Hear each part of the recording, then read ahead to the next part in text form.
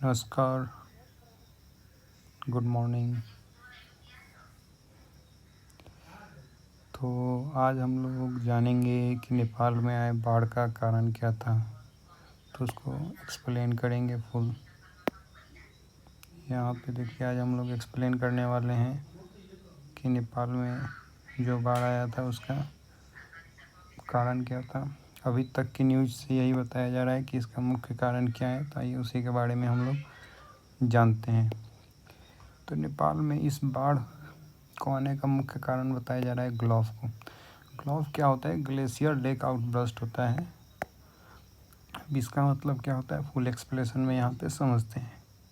इसमें क्या होता है कि ग्लेशियर, जैसे ये हमारा तिब्बत का जो एरिया है, यहाँ पे चाइना का जो तिब्बत का एरिया दिख रहा है, किसी कारण से क्या होता है कि ये जैसे हमारा नदी यहाँ से आ रही है, यहाँ से आ रही है, इधर आ रही है, तो ये नदी के आगे यानी रास्ते में बड़ा सा चट्टान आ जाता है या बर्फ़ जम जाते हैं।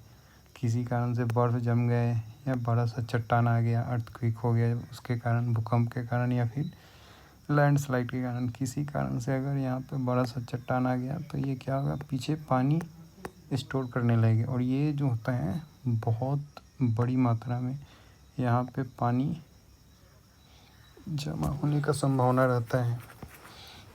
तो यहाँ पे एक एक करके से यहाँ पे क्या है कि यहाँ पे हमारा डैम का फॉर्मेशन हुआ और पानी एक्यूमुलेट होने लगा। और ये पानी अचानक डैम फेलियर का रीज़न हो सकता है अर्थक्वेक, हैवी रेन या फिर लैंडस्लाइड।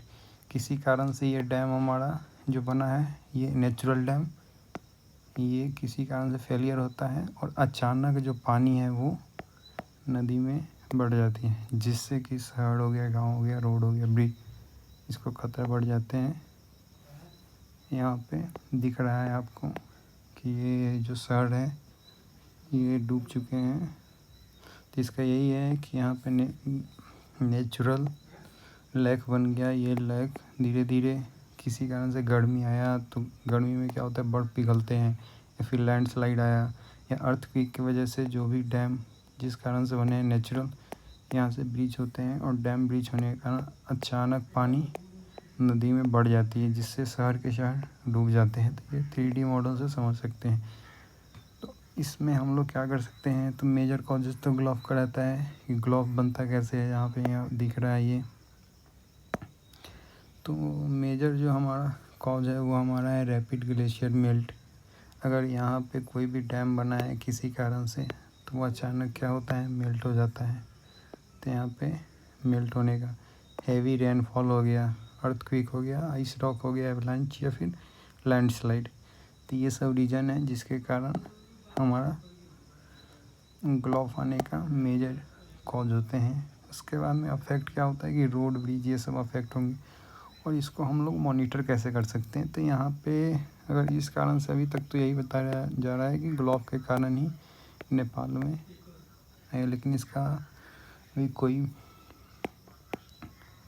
परफेक्ट कोई इसमें ये नहीं है कि उसी के कारण आया है। बस यहाँ पे अभी प्रिडिक्ट किया जा रहा है कि मेन कॉजेज जो है वो ग्लोव को माना जा रहा है। तो इसको मॉनिटर कैसे कर सकते हैं, अचानक क्या हुआ कि मान लीजिए ये नदी का कुछ डिस्चार्ज होगा। हर एक नदी का एक डाटाबेस होता है हर एक मंथ का, जैसे जनवरी, फरवरी, मार्च, अप्रैल में। तो यहाँ पे पर डे का रहता है कि कितना क्यूमेक्स आ रहा है, या फिर जनवरी में कितना क्यूमेक्स वाटर आया। मान लीजिए किसी कारणवश से अभी अगस्त चल रहा है, अगस्त मंथ में पिछले साल अगर 100 क्यूमेक्स आया, इससे पहले जैसे ये हमारे रिजर्वायर जो बना है या नेचुरल जो लेक बना है, नेचुरल लेक यहाँ पर दिख रहा है, ये 1 दिन 2 दिन में नहीं बना होगा। इसमें पानी भरने में टाइम लगा होगा, 2 महीने, 3 महीने या फिर 15 दिन, कितना डिपेंड करता है कि पीछे रिजर्वायर लेवल कहाँ तक, पीछे एरिया कहाँ। उस डैम के भरने के बाद वो क्या ओवरफ्लो होकर पानी आती है।